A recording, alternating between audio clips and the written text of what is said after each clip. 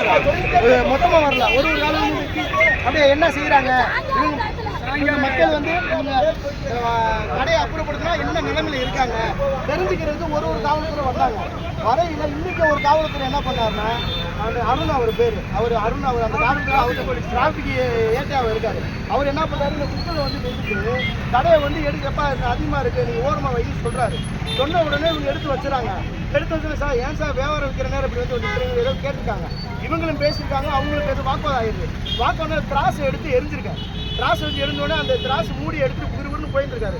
போயிட்டு வந்து இவங்க கட்டம்னு சொல்லிட்டு டக்குனு அந்த மீன் வச்சுட்டு இப்படி இழுத்து விட்டுருக்காரு. அடுத்து அந்த ஏவரை அந்த பக்கத்துக்காரங்க என்ன சார் மீனை பிடிச்சா அந்த அம்மா கையில் எடுத்த மீனை எடுத்து இப்படி எரிஞ்சிருக்கு. கையில் எரிஞ்சு எப்படி ரோட்டில் மேலே இதையும் கொட்டிட்டு போங்க எரியுது. எரிஞ்சிட்டு ஷூ எடுத்துட்டு அந்த கடை வரைக்கும் ஏற்றிட்டே போயிருக்காரு. என்ன பண்ணிட்டு சொல்லி ஆட்டோக்காரன் அந்த மீன் கடைக்காரன் ஆட்டோ காரம் கிடையாது, அது ஆட்டோ ஓட்டுறேன். அவனுக்கு 4 கடை இருக்குது, மீன் கடை 4 கடை இருக்குது. அவன் என்ன பண்ணுறான், அந்த 4 கடைக்காரன் வந்து என்னன்னு கேட்குறான். கேட்டவனை நீங்கள் என்ன பண்ணுற கையை பிடிச்சி உங்களுக்கு அந்த வீடியோ இருக்குது. கையை பிடிச்சி இந்த கையை பிடிச்சி ஒரு ஆள் இப்படி இப்படி வாப்பான்னு இருக்கிறதுக்கும் வாப்பா இப்படி பிடிச்சி திருடுறதுக்கு அவருக்கு என்ன சார் ரூல்ஸ் இருக்கு? அவன் என்ன சார் எந்த வீட்டில் ஏறி போய் திருநானா, யார் வீட்டில் கொள்ளடிச்சானா, யார் வீட்டிலும் கொள்ளடிச்சானா சார், போற வர செயின் அத்தானா சார், அவனை கை நீட்டுறதுக்கு என்ன சார் இருக்கு சார்? நாங்கள் வாழ்வாதாரத்துக்கு போடுறோம் சார். மிஞ்சி போனால் ஒரு நாளைக்கு 300 ரூபா கிடைக்கும் சார். இந்த வியாபாரிகளுக்கு 300 ரூபா கிடைக்கும். மிஞ்சி போனால் ஒரு 500 ரூபா கிடைக்கும். 500 ரூபாயில் இதில் என்ன இருக்க போகுது? மினிஸ்டர் வராராம், இந்த ரோட்ல மூர்த்தி வராராம். மூர்த்தி வரனால டிராஃபிக்கா இருக்கா. மூர்த்தி இந்த ரோட்ல வராருன்னா அவர் ஃபிளைட்ல போக சொல்லுங்க சார். அவர் 10,000 கோடி பணம் வச்சிருக்காருல்ல, ஒரு ஃபிளைட் வாங்கி கூட அவர் போற இடத்துக்கு போய் இறங்கலாம்ல. அவர் வர்றதுக்கு நாங்க மீன் கடை காலி பண்ணணுமா? சரி சொல்றீங்களா, நாங்க எதுவுமே கேட்கல, நாங்க சண்டை போடல, நாங்க எதுவுமே பண்ணல, எங்களுக்கு மாற்று இடம் கொடுக்கலாம்ல, கொடுக்கலாம்ல சார்? சார் சும்மா எத்தனையோ பேத்துக்கு இடம் கொடுக்குறீங்கல்ல, நாங்க என்ன கொள்ளடிக்கிறக்க இடம் கேட்கறோம் சார்? கேட்டோம், கார்பரேஷன் கேட்டோம், பிடபிள்யூ ஆபீஸ்லயும் கேட்டோம், யாருக்குமே இல்ல, யாருக்குமே இல்ல. நான் எப்படி கொடுக்குறேன்? அந்த ஞாயிற்றுக்கிழமை திங்கக்கிழமை தான் வியாபாரம் பார்க்குறோம், திங்கக்கிழமை தான் மனு கொடுக்கணும்னு சொல்றாங்க. யாரும் எங்களுக்கு வரல. இப்ப நாங்களே தான் இதை வந்து என்ன இருக்கு, யாராவது எங்களுக்காக வந்து பேசணும்னா அப்புறம் யார் சார் பேச? எங்க சமுதாயத்துக்காக எங்க சமுதாயத்தில் உள்ளவங்களுக்கு தான் நாங்கள் கொடுக்கணும், வேற யாரும் வரமாட்டுறாங்க. ஒவ்வொருத்தரும் காசை வாங்கிக்கிறாங்க, இடத்துக்காரங்கிட்ட காசை வாங்கிட்டு பேசுறாங்க.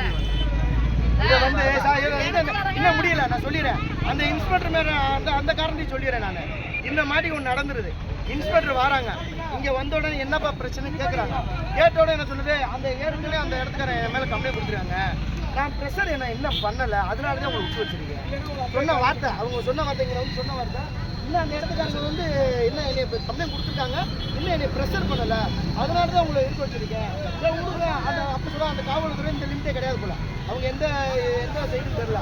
அவர் அந்த சமயம் ஒத்த கிடப்புன்னு நினைக்கிறாங்க. அவர் என்ன பண்ணி அந்த மாதிரி என்ன சொல்றாங்க, இவன் எதுக்கு இங்கே வர, இவனுக்கு இந்த இதுக்கு என்ன இருக்கு, சிட்டி லிமிட்டுக்குள்ள இந்த லிமிட்டுக்குள்ள அவன் எதுக்கு வர, வாடப்படாதான் பேசுறாங்க. ஒரு மணி ஒரு காவலர் கூட மதியக்குள்ள, உங்களோட உதவியாளர் உங்க கூட பயணிக்கிறாங்கல்ல, உங்களோட பயணிக்கிறவங்களுக்கே மரியாதை இல்லை, எங்களுக்கு எப்படி மரியாதை இருக்க போகுது?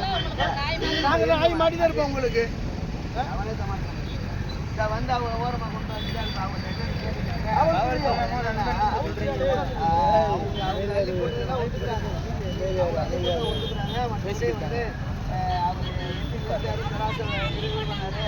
அவங்க இழுத்து விட்டாங்க, இதையும் சேர்த்து வச்சுக்கணும்னு நாங்கள் அள்ளி போட்டோம்.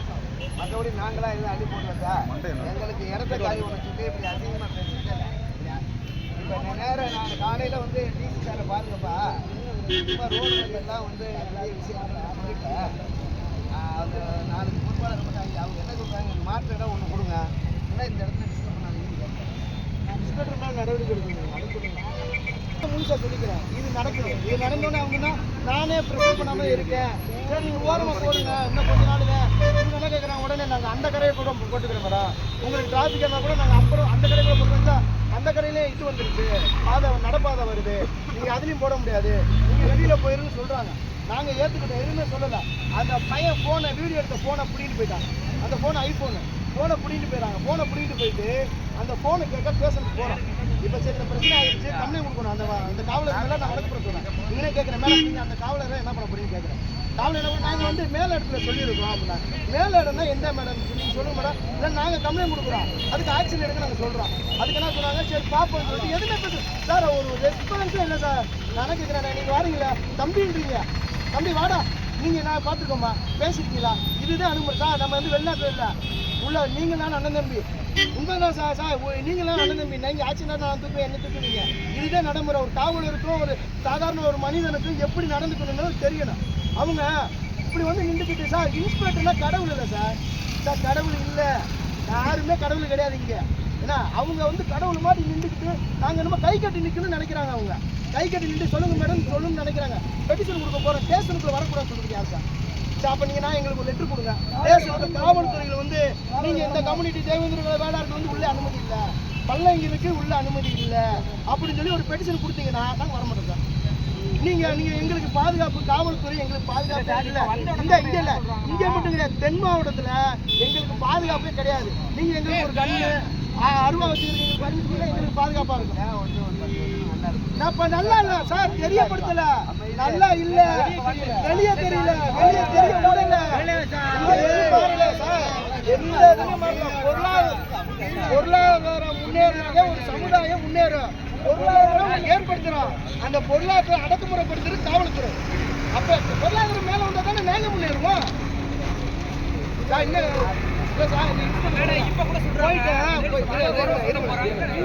போயிட்டு இன்ஸ்பெக்டர் சொல்றான், போயிட்டு பாக்குறோம். அங்க வந்து ஒரு எஸ்பி ஏட்டியா நினைக்கிறான், ஒரு அண்ணன் வந்தோடனே தம்பி எல்லாம் உள்ள போக கூடாது. நாங்க இன்னொரு மேட்டுக்கு இட மேட்டுக்கு வேற ஒரு போயிருந்தோம். போயிருந்தோடனே இதுக்கு சேர்த்து கொடுத்துருவோம், 2 மேட்டுக்கு ஒன்னா கொடுத்துருக்கோன்னா நீங்க எங்களை பார்த்த உடனே அந்த இட மேட்டர் எஃப்ஐஆர் என்னன்னு கேட்கல. எங்களுக்கு அங்கே வந்து ஓங்கி பேசுகிறோம்ல, இதுக்கு அந்த மேட்ரு இடம் மேட்ரு என்னென்னு தெரியாமல் எஃப்ஐஆர், உடனே எஃப்ஐஆர். இப்போ அது ரைட்டு, நாங்கள் கோர்ட்டில் சர்வீஸுக்கு நாங்கள் வந்துட்டோம். இப்போ வந்து உட்காந்துருக்கோம்ல, கண்டிச்சு தானே உட்காந்துருக்கோம். எதுக்கு எங்களுக்கு உள்ள விடலை, செல்லு கொடுக்கல, மொபைல் கேட்டால் மொபைல் கொடுக்கல, நீங்கள் கண்டிச்சு தான் உட்காந்துருக்கோம். இங்கே வந்து உட்காந்துருக்கோம்.